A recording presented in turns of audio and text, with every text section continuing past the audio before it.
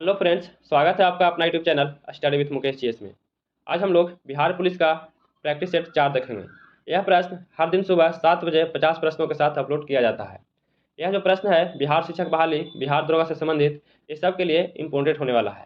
तो आप लोग इस वीडियो को जितना ज़्यादा से ज़्यादा शेयर कीजिए, लाइक कीजिए, और अभी तक जो इस चैनल को सब्सक्राइब नहीं किए हैं सब्सक्राइब कर लीजिएगा और दोस्तों के पास शेयर जरूर कीजिएगा। तो आइए चलिए स्टार्ट करते हैं। महाबलीपुरम में रथ मंदिरों का निर्माण किस वंश के शासकों द्वारा कराया गया था? तो रथ मंदिरों का जो निर्माण है यह किस वंश के शासकों द्वारा करवाया गया था? तो यह पल्लवों के द्वारा करवाया गया था। इसका आंसर डी सही है।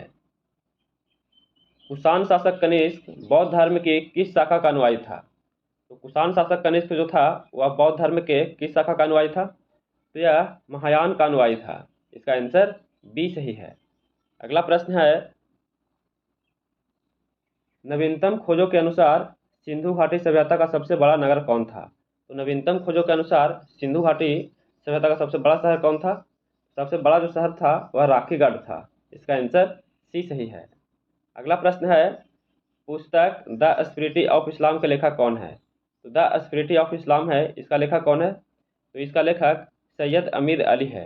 इसका आंसर डी सही है। अगला प्रश्न है,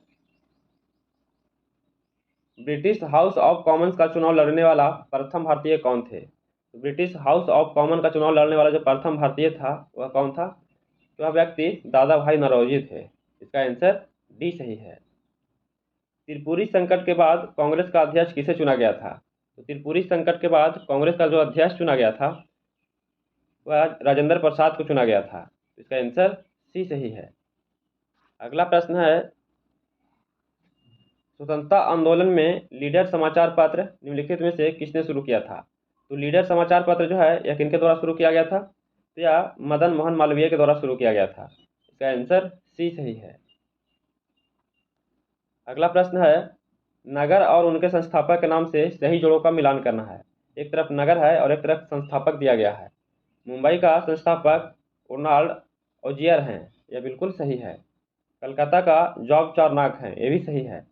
चेन्नई मद्रास का संस्थापक फ्रांसिस डे हैं, तो ये भी सही है। तो इसका आंसर जो है इसका आंसर ए सही है। 1, 2 और 3 तीनों सही है। अगला प्रश्न है, महात्मा गांधी को टाइम मैगजीन ने पर्सन ऑफ द ईयर कब नामित किया गया था? तो पर्सन ऑफ द ईयर कब नामित किया गया था? तो यह 1930 ईस्वी को नामित किया गया था। इसका आंसर ए सही है।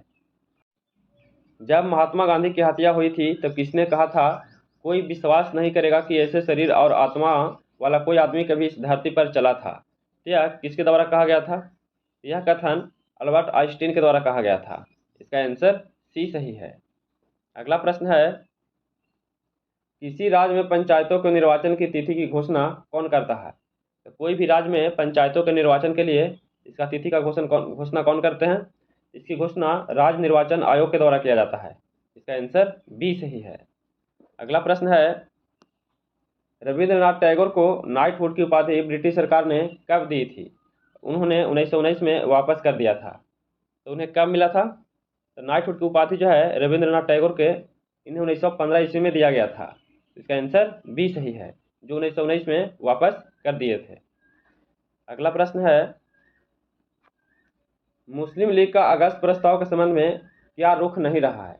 इनमें से क्या रुख नहीं रहा है? तो डोमिनियन स्टेट का दर्जा मांगा गया था, यही इसका रुख नहीं था। तो इसका आंसर डी हो जाएगा। अगला प्रश्न है,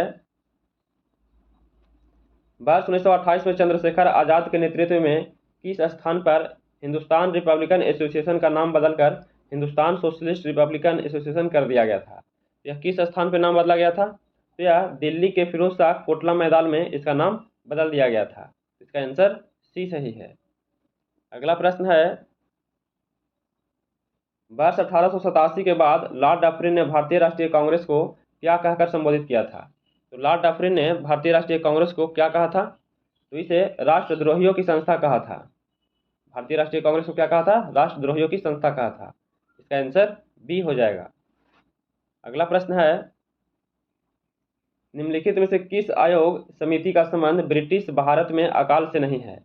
तो ब्रिटिश भारत में अकाल से जो नहीं है वह हॉलैंड समिति 1916 यही नहीं है। तो इसका आंसर डी हो जाएगा। 1857 की क्रांति के बाद शासन में हुए बदलाव के संबंध में असत्य कथन का चयन करना है। इनमें से असत्य कथन कौन दिया गया है? तो भारत सचिव की सहायता हेतु भारत में एक परिषद गठित हुई थी, तो यह गलत दिया गया है, तो इसका आंसर सी हो जाएगा, यही गलत दिया गया है। अगला प्रश्न है, जनता को राजनीतिक संघर्ष के लिए तैयार करने हेतु देश भ्रमण के दौरान गांधी जी को कोलकाता से किस वर्ष गिरफ्तार किया गया था? तो गांधी जी को कोलकाता से किस वर्ष गिरफ्तार किया गया था? तो इन्हें 1929 ईस्वी को गिरफ्तार किया गया था। इसका आंसर ए सही है। थियोसॉफिकल सोसाइटी की स्थापना 1875 में कहाँ की गई थी? तो थियोसॉफिकल सोसाइटी की स्थापना 1875 में कहाँ किया गया था? तो यह न्यूयॉर्क में किया गया था। इसका आंसर बी सही है। अगला प्रश्न है, राजा कृष्णदेव राय ने निम्नलिखित में से किस पुस्तक की रचना संस्कृत भाषा में किया था? तो राजा कृष्णदेव राय ने किस पुस्तक की रचना संस्कृत भाषा में किए थे? तो वह जाम्बती कल्याणम का किए थे। जाम्बती कल्याणम जो पुस्तक था, इसी का रचना संस्कृत भाषा में किया गया था। तो इसका आंसर बी सही है। अगला प्रश्न है, टुलुगामा युद्ध नीति का प्रयोग किस युद्ध में मुगलों ने किया था?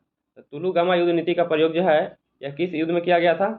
तो इसका पानीपत के प्रथम युद्ध में किया गया था प्रयोग। तो इसका आंसर ए सही है। अगला प्रश्न है, रेडियोधर्मी प्रदूषण से संबंधित निम्नलिखित कथनों में कौन सा सही है? रेडियोधर्मी प्रदूषण से संबंधित जो है इनमें से कौन सा कथन सही दिया गया है? यह पशुओं में आनुवंशिक परिवर्तन लाता है, यह बिल्कुल सही है। यह मृदा में विद्यमान विभिन्न खनिजों को असंतुलित कर देता है, तो नहीं, यह गलत दिया गया है। यह रक्त संचार में व्यवधान पैदा करता है, तो ये बिल्कुल सही है। यह कैंसर पैदा करता है, तो ये भी सही है। तो इसका आंसर सी हो जाएगा सही। 1, 3 और 4 सही दिया गया है। अगला प्रश्न है, भारत में ओसनिक नेशनल पार्क स्थित है। तो भारत में ओसनिक नेशनल पार्क कहाँ स्थित है? यह जो स्थित है कच्छ में स्थित है, गुजरात के कच्छ में स्थित है। तो इसका आंसर डी सही है। नल्ला मलाई की पहाड़ियाँ किस राज्य में स्थित है? तो नल्ला मलाई की जो पहाड़ियाँ हैं यह किस राज्य में स्थित है? तो यह आंध्र प्रदेश में स्थित है। इसका आंसर सी सही है। अगला प्रश्न है, अष्टमुंडी झील किस राज्य में स्थित है? तो अष्टमुंडी जो झील है यह किस राज्य में स्थित है? तो अष्टमुंडी झील केरल में स्थित है। इसका आंसर ए सही है। अगला प्रश्न है, निम्नलिखित में घास के मैदान को मानचित्र के अनुसार उत्तर से दक्षिण का क्रम सजाना है। उत्तर से दक्षिण की ओर कौन सा क्रम सही है? तो इसमें सबसे पहले पंपास हो जाएगा, इसके बाद कैंपोज हो जाएगा, इसके बाद सिलवास हो जाएगा, इसके बाद लानोस हो जाएगा। तो इस तरह से इसका आंसर सी सही है। आप लोग इसको सीरियल वाइज सजा लीजिएगा। अगला प्रश्न है, निम्न महत्वपूर्ण पतनों एवं उससे संबंधित देश का सही मिलान करना है। एक तरफ पतन दिया गया है और एक तरफ देश दिया गया है। काहिरा जो है यह कहाँ स्थित है? मिस्र में है। और वेलिंगटन जो है यह न्यूजीलैंड में है। और मॉस्को जो है यह रूस में है। और लिस्बन जो है यह पुर्तगाल में है। इसको आप लोग मैच करवा लीजिएगा। इसका आंसर सी सही है। अगला प्रश्न है, भारत का उपराष्ट्रपति किस सदन का पदेन सभापति होता है? तो भारत का जो उपराष्ट्रपति है वह किस सदन का पदेन सभापति होता है? तो यह जो होता है यह राज्यसभा का होता है। इसका आंसर सी सही है। उपराष्ट्रपति राज्यसभा का होता है और राष्ट्रपति जो है वह लोकसभा का होता है। अगला प्रश्न है, महाधिवक्ता के पद का उल्लेख संविधान के कौन से अनुच्छेद में किया गया है? तो महाधिवक्ता के पद का जो उल्लेख है यह संविधान के किस अनुच्छेद में किया गया है? तो इसका अनुच्छेद 165 में किया गया है। इसका आंसर सी सही है। अगला प्रश्न है, भारतीय न्यायिक व्यवस्था में जब जनहित याचिका की शुरुआत हुई थी उस समय भारत के प्रधान न्यायाधीश कौन थे? तो उस समय भारत के जो प्रधान न्यायाधीश थे वह कौन थे? तो पी.एन. भगवती थे। इसका आंसर डी सही है। अगला प्रश्न है, संविधान सभा का आखिरी सत्र निम्नलिखित में कब से कब तक चला था? संविधान सभा का जो आखिरी सत्र है वह कब से कब तक चला था? तो यह 14 से 26 नवंबर 1949 तक के चला था। 14 से 26 नवंबर 1949 तक चला था। इसका आंसर ए सही है। अगला प्रश्न है, निम्नलिखित संसदीय समितियों में से सदस्यों की संख्या के आधार पर सबसे बड़ी संसदीय समिति कौन सी है? तो सबसे बड़ी जो संसदीय समिति है वह कौन सा है? तो सबसे बड़ी संसदीय समिति विभागीय स्थायी समिति है। कौन सा है? विभागीय अस्थायी समिति है, तो इसका आंसर बी सही है। अगला प्रश्न है, भारतीय संविधान अधिक कठोर तथा अधिक लचीले के मध्य एक अच्छा संतुलन स्थापित करता है। भारतीय संविधान के विषय में उपयुक्त कथन निम्न में से किसका है? तो भारतीय संविधान के विषय में उपयुक्त में से किसका कथन है? तो इसका आंसर जो है ए हो जाएगा, के.सी. बहिलर का यह कथन दिया गया है, तो इसका आंसर ए सही है। अगला प्रश्न है, निम्नलिखित में कौन सा रेडियोधर्मी तत्व नहीं है? तो इनमें से रेडियोधर्मी जो तत्व है वह कौन सा नहीं दिया गया है? इसमें यूरेनियम, रेडियम और थोरियम ये तीनों जो है से रेडियोधर्मी तत्व है, लेकिन इसमें कैडमियम जो है यह रेडियोधर्मी तत्व नहीं है, तो इसका आंसर डी हो जाएगा, यही सही नहीं दिया गया है। रेडियो एक्टिव युक्त गैस कौन सी है? तो रेडियो एक्टिव युक्त गैस जो है यह कौन सा है? तो इसमें आर्यन है। कौन है? आर्यन जो है यह रेडियो एक्टिव गैस है, तो इसका आंसर बी सही है। हाइड्रोजन के किस समस्थानिक में न्यूट्रॉन नहीं होते हैं? तो हाइड्रोजन के किस समस्थानिक में न्यूट्रॉन नहीं होते हैं? तो न्यूट्रॉन जो नहीं होता है वह प्रोटियम में न्यूट्रॉन नहीं होता है, इसका आंसर ए सही है। अगला प्रश्न है, चावल के अंकुर में बैकेन फुलिश सीडलिंग किस रोगजनक की वजह से उत्पन्न होता है? तो फुसलिंग सीडलिंग जो है यह किस रोगजनक की वजह से उत्पन्न होता है? तो यह जिब्रेला फुजी कुरोई के कारण उत्पन्न होता है, इसका आंसर ए सही है। अगला प्रश्न है, ऑक्टेन संख्या किसकी गुणवत्ता का मापक है? तो ऑक्टेन संख्या जो है यह किसकी गुणवत्ता का मापक है? तो यह पेट्रोल की मापक है, इसका आंसर बी सही है। अगला प्रश्न है, संवहन द्वारा ऊष्मा का स्थानांतरण हो सकता है। संवहन द्वारा ऊष्मा का स्थानांतरण हो सकता है तो यह किस में हो सकता है? यह गैस एवं द्रव में हो सकता है, इसका आंसर ए सही है।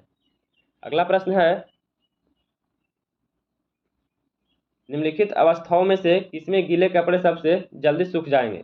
तो गीले कपड़े जो हैं वह किसमें सबसे जल्दी सूख जाएंगे? तो यह 20% आर्द्रता और 7% तापमान में बहुत जल्दी सूख जाएंगे, तो इसका आंसर डी सही है।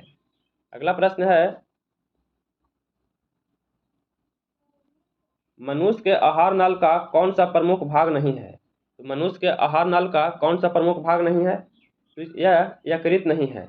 कौन सा भाग नहीं है? यकृत जो है यह प्रमुख भाग नहीं है, इसका आंसर डी सही है। सिंधा नमक में कौन सा खनिज होता है? तो सिंधा नमक में कौन सा खनिज होता है? तो सिंधा नमक में जो खनिज होता है वह सोडियम होता है, इसका आंसर बी सही है। अगला प्रश्न है, पसीना उस स्थिति में सबसे अधिक निकलता है। तो पसीना जो है वह किस स्थिति में सबसे अधिक निकलता है? तो पसीना जब ताप अधिक होता है एवं हवा आर्द्र होता है, इस स्थिति में पसीना जो है सबसे अधिक निकलता है, तो इसका आंसर बी सही है। अगला प्रश्न है, सीएनजी में सर्वाधिक मात्रा में कौन सा तत्व मौजूद होता है? तो सीएनजी में सर्वाधिक मात्रा में कौन सा तत्व मौजूद होता है? तो इसमें जो अधिक तत्व जो मौजूद होता है वह CH4 होता है, मीथेन होता है, यह सबसे अधिक मात्रा में मौजूद होता है, इसका आंसर बी सही है। अगला प्रश्न है, राष्ट्रीय विकास परिषद का मुख्य संबंध होता है।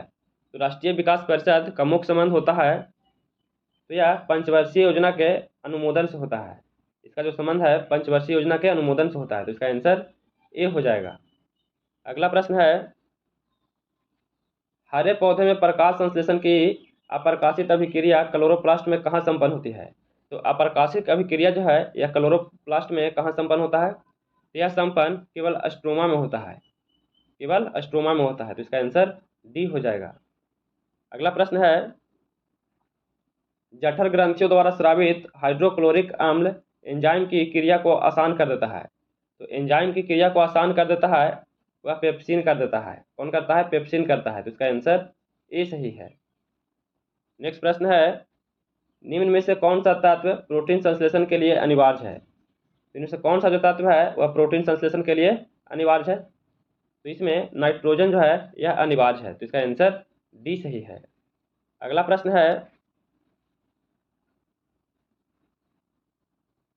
निम्नलिखित को सुमेलित करना है। इसे क्या करना है? इसे सुमेलित करना है।